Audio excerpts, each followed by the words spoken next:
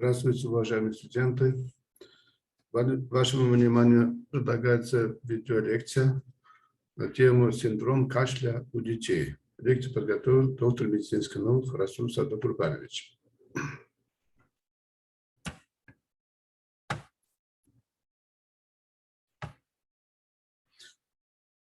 Кашель сопровождается более 100 различных заболеваний у детей. Она наиболее часто встречается при заболевании органов дыхания и при заболеваниях сосудистой системы и при других заболеваниях. Из этих заболевания дыхательных путей инфекционного генеза, острой респираторной инфекции, болезненно-аллергического генеза, при наличии народных тел дыхательных путей, особенно у детей от 1 до 3 летнего возраста, и аспирационного генеза. При этом могут наблюдаться гастроэзофагальный рефлюкс, трахеопищеводный свищ, порог развития пищевого тракта и диафрагмальная грыжа тоже приводит к причинам кашля.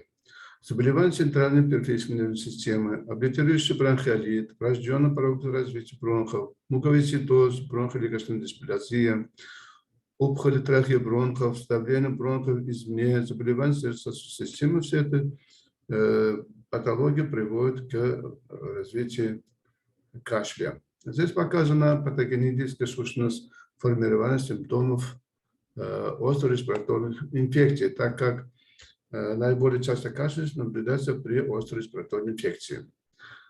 Сперва происходит зарождение бронхиальных путей инфекции, затем возникает гиперемия слизистой бронхов, и это приводит к отеку слизистой бронхов, затем нарушается функция отдельных органов и вплоть до нарушения функций всех органов систем. Наиболее часто кашель наблюдается при острых респираторных инфекциях. Здесь показана, значит, этиологическая структура острых респираторных инфекций у детей до 5-летнего возраста в зависимости от сезона года. И, значит, особенно начиная с сентября по особенно сейчас начало зимы, поэтому наиболее часто встречаются риновирусные инфекции, энтеровирусные инфекции, а также аденовирусные инфекции. У детей до 3-месячного возраста хламидия, микоплазм могут вызвать респираторную патологию верхних дыхательных путей. Синдром кашля – это рефлекторный защитный механизм очищения бронхов и трахеи. Кашель – это форсированный выдох через рот, вызванный сокращением мышц грудной клетки и диафрагмы вследствие раздражения кашлевых рецепторов или тусогенных рецепторов. Редкие кашлевые толчки физиологичные, они могут наблюдаться у детей младшего возраста при потении, при выделении, значит, слизи из дыхательных путей, они удаляются скопления слизи из гортани. Здоровые дети откашливаются от 10 до 15 раз в течение дня. Больше они кашляют утром. Также кашель может возникать при повышенной саливации, при прорезывании зубов у детей первого года жизни, что не должно тревожить родителей. Кашель и затрудненное дыхание наиболее часто встречающиеся проблемы у маленьких детей. Здесь показана локализация тусогенных зон. Тусогенные зоны находятся в носу, придаточных носа, слуховом проходе, глотки, гортани, трахеи, бронхов, плевра, перикард, диафрагма и желудка находятся тусогенные зоны. И раздражение тусогенной зоны вызывает возбуждение блуждающего нерва, что влияет на кашлевой центр. Кашлевой центр находится в продолговатом мозге. Оттуда, значит, при раздражении идут импульсы через нервус вагус, нервус спиналис и нервус френикус, которые вызывают сокращение диафрагмы, сокращение мышц грудной клетки и брюшного пресса, что вызывает кашлевой рефлекс. Означает 3 фазы кашлевого рефлекса: инспираторная фаза, компрессионная и экспираторная фаза. При инспираторной фазе, значит, происходит глубокий вдох, и, значит, компрессионной стадии или фазы происходит повышение давления дыхательных путей, и экспираторной фазы происходит выброс содержимого из дыхательных путей через бронхи, ротовую полость или наружу. И кашлевой рефлекс связан больше всего с нарушением мукоциллярного клиренса. При этом происходит гиперплазия слизистой оболочки бронхов вследствие инфекции, аллергенов и других воспалительных процессов, отек слизистой оболочки бронхов, усиление секреции слизи, повышение вязкости слизи, снижение выделения сурфактанта, бронхоспазм и дискинезия бронхов, которые вызывают кашель у детей. Ну, статистические данные показывают, что наиболее частым симптомом острых хронических заболеваний верхних дыхательных путей является кашель с трудноотделяемой мокротой. Нарушение эвакуации мокроты ведет к застою и последующему инфицированию слизистой дыхательных путей, что приводит к развитию воспалительных процессов. Какие особенности кашля у детей? Во-первых, у них снижена кашлевая рефлексия, особенно у детей период новорожденности. Поэтому дети вместо кашля выделяют пену изо рта. Выделение большого количества пены изо рта – это признак, значит, воспаления нижних и средних дыхательных путей у детей. А также у детей наблюдается гиперпродукция секрета, повышенной вязкости, недостаточная активность ресничного эпителия, кашель не выполняет в полной мере дренажную функцию у детей раннего возраста. Часто они глотают кашель, не выделяя наружу. Какова классификация кашля? По характеру различает непродуктивный или сухой кашель, а также продуктивный или влажный кашель. По интенсивности покашливания легкий и сильный кашель. По продолжительности выделяют эпизодический кашель, кратковременный, а также приступообразный или постоянный. По течению различают острый до 3 недель, затяжной более 3 недель и хронический более 3 месяцев и более. По ритму различают кашель в виде отдельных кашлевых скачков, покашливания. Наблюдается при ларингитах, трахеобронхитах, часто у курильщиков, при начальных формах туберкулеза, иногда у нервных людей. Кашель в виде ряда следующих друг за другом кашлевых толчков, повторявшихся с некоторыми промежутками, легочно-бронхиальный кашель. Приступообразный кашель наблюдается при попадании в дыхательные пути народного тела, при коклюше, при бронхиальной астме, при легочных кавернах, при увеличении бронхиальных лимфатических узлов. По тембру различают короткий и осторожный кашель, обычно сопровождающийся болезненной гримасой, наблюдается при сухих плевритах и в начале пневмонии. Лающий кашель при набухании ложных голосовых связок, она наблюдается при трахеобронхитах, ларингитах. Сильный кашель при воспалении голосовых связок, беззвучный кашель при изъязвлении голосовых связок, их отеки, при резкой общей слабости. При обследовании ребенка с кашлем необходимо обратить внимание на сбор анамнеза, продолжительность кашлевого и характер кашля, наличие лихорадки, контакт с членом семьи больным туберкулезом, хроническим бронхитом, наличие внезапной механической обструкции дыхательных путей, подтвержденным, значит, ВИЧ-инфицированность, перечень сделанных прививок, БЦЖ, АКТ, СКОР и другие вакцины. Аллергия, астма у ребенка или в семейном анамнезе, курение, лихорадка, потеря веса, изжога, какое лекарство принимает ребенок, потеря веса, то, что интересует врача при сборе анамнеза.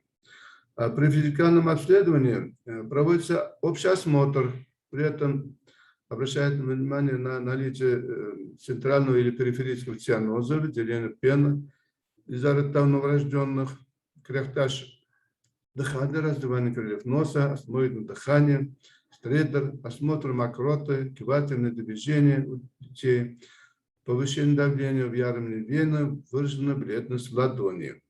А также со стороны грудной клетки частота дыхательных движений отстает иногда в акте дыхания и, значит, положение ребенка в постели.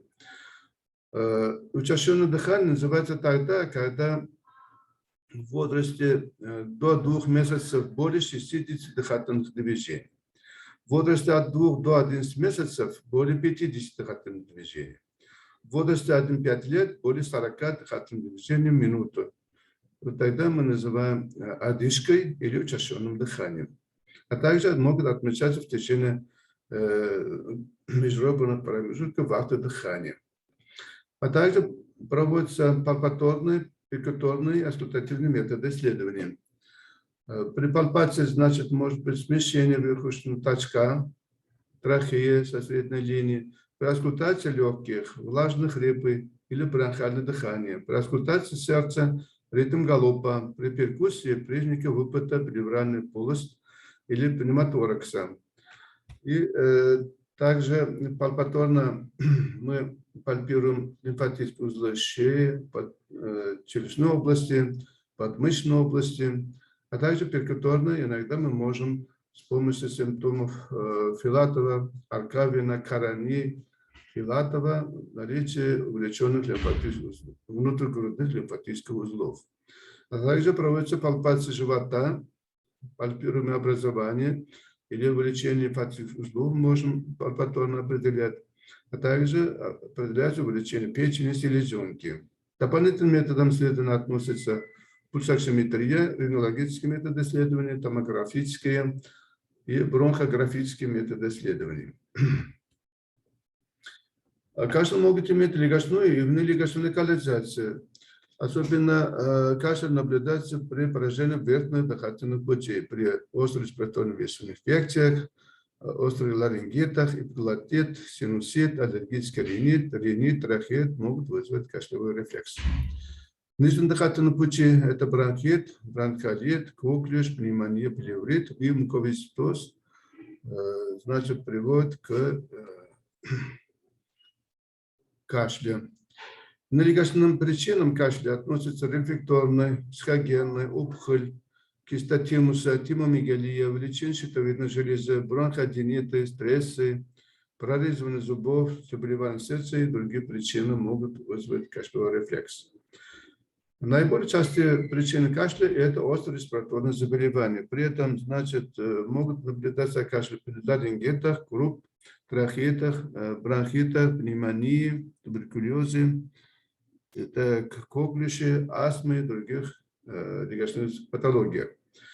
Какие триггеры кашля? Это простуда, холодный воздух, разговор, курение, запах дыма, запах плесени, усталость, стресс, специи, а также физические нагрузки, зуд в горле, питание, влажность, сухой воздух, изжога, изменение положения тела, пыльца, алкоголь и другие причины могут стать триггерами кашля. Что происходит с бронхиальным секретом при воспалении? Увеличивается концентрация более вязких сиаломуцинов, уменьшается удельный вес воды. Так, первые часы болезни увеличивается вязкость бронхиального секрета. Вязкий секрет мокрота отделяется плохо. Так, а также, значит, появляется сухой непродуктивный кашель. По характеру кашля может быть сухой, лающий, приступообразный, болезненный, твердый, металлический, с затрудненным дыханием. По видам, значит, различают болезненный кашель, сухой, влажный, коклюшоподобный, коклюшный кашель, спастический кашель, кашель при глубоком дыхании, кашель при приеме пищи. В зависимости от причины может быть различного характера кашля. Значит, причина ОРВ, ларингит, круп, трахеит, бронхопневмония, хламидийная пневмония. И, значит, при различных патологических состояниях бывает различного характера кашля. Допустим, при заболевании верхних дыхательных путей она бывает вначале сухим, а потом влажным, начиная с 3-4 дня. А при хламидине пневмонии вначале сухой следует, значит, приступами, но без репризы, сопровождается тахипноей. Рациональная программа диагностики и лечения хронического кашля. Первый этап, значит, выявление и лечение причин кашля, сбор анамнестических сведений, физикальный осмотр, при необходимости проводятся рентгенологические и другие методы исследования, метаспирометрии. Второй этап – целенаправленное обследование лечения бронхиальной астмы, гастроэзофагального рефлюкса и риносинусита. В третьем этапе проведение высокоразрешенных компьютерной томограммы грудной клетки и бронхоскопические методы исследования. В четвертом этапе эмпирическое лечение эндопатического кашля с использованием медикаментозных противокашлевых центральных действий, нейромодуляторы и немедикаментозные методы лечения кашля. Какие могут быть осложнения кашля? Спонтанный пневмоторакс при упорном кашле, повреждение грудной клетки, кровохарканье при разрыве, значит, артерий дыхательных путей, увеличение паховых формирования диафрагмальных горищ, нарушение сердечного ритма, церебральные нарушения у детей, недержание мочи кала и обморочное состояние могут наблюдаться как осложнение кашля у детей. Какие убийственные состояния сопровождаются кашлевым рефлексом? Значит, жизнеугрожающее состояние. Надо обратить внимание на пульмональную эмболию, отек легких, астматический статус, пневмоторакс, аспирация народных тел. К ключевым симптомам относятся одышка, тахипноя, боли в грудной клетке, тахикардия, одышка, тахипноя, влажные хрипы, свистящее дыхание, тахипноя, одышка, острая боль в грудной клетке, асимметричные дыхательные движения, одышка, инспираторный стрепер, повышенный риск аспирации у детей и у пожилых детей. Направление лечения при кашле – это антитуссивная терапия, противокашлевая терапия, контролирует, предупреждает, устраняет кашель. Однако противокашлевые препараты у детей раннего возраста используются редко. Протуссивная терапия повышает эффективность кашля, используется у пациентов с продуктивным кашлем. И лекарственным средством, позволяющим контролирующий кашель через изменение количества и свойств бронхиальных секрета, относятся мукоактивные препараты. Среди них выделяют 3 основные группы мукоактивных препаратов. Это противокашлевые, которые не применяются или не рекомендуются у детей раннего возраста, мукоактивные препараты, патогенетическая терапия кашля. Лечебным мероприятиям относится назначение диетотерапии с ограничением продуктов, вызывающих аллергии. В основном назначается гипоаллергенная диета. Исключаются при этом острые блюда, красные фрукты и так далее. А также не рекомендуется использование искусственной сладости, а также красители, особенно напитки. А также назначается антибактериальная терапия при бактериальной этиологии, выбор которой необходимо осуществлять, ориентируясь на предполагаемую этиологию заболеваний при ОРЗ. Назначаются противовирусные препараты, при внутриклеточных возбудителях назначаются макролиды и другие антибактериальные препараты. А также рекомендуются откаркивающие муколитические препараты, бронхолитики, лечение лор-патологии, антигистаминные препараты, витаминотерапия, массаж, дыхательные упражнения, вегетотропные препараты, психологические коррекции и назначаются, естественно, фитотерапии. Каков подбор лекарств при кашле? При сухом, навязчивом, мучительном, болезненном кашле, значит, назначаются противокашлевые лекарственные средства. При малопродуктивном, но не навязчивом и не нарушающем сон, аппетит, кашле, назначаются отхаркивающие лекарственные средства.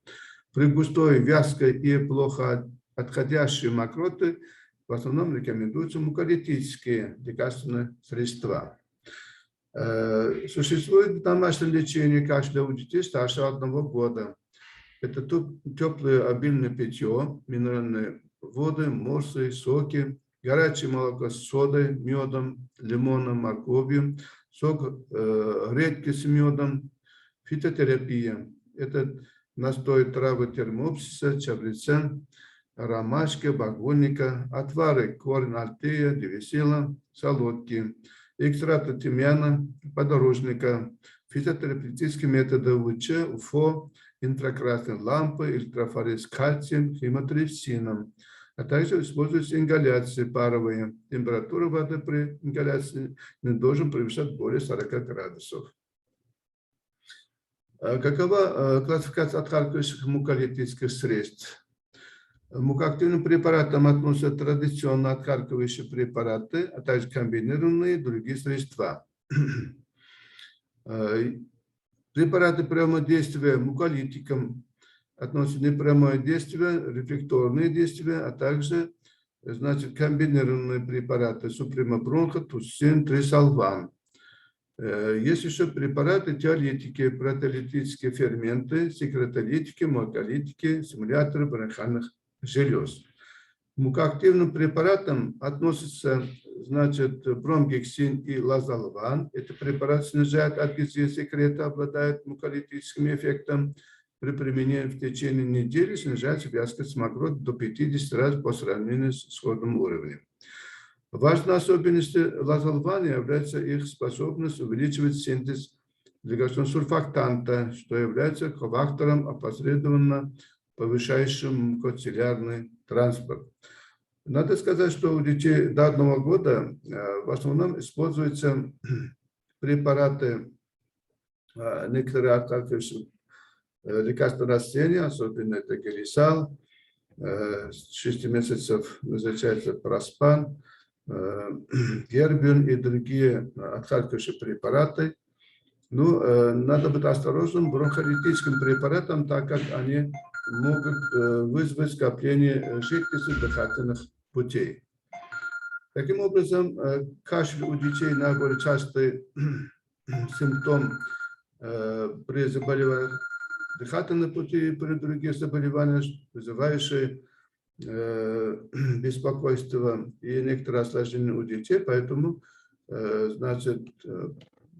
необходимо обратить внимание на диагностику и лечение данных патологий у детей раннего старшего возраста. Спасибо за внимание. Вам рекомендуются следующие литературные источники. Спасибо за внимание. До свидания.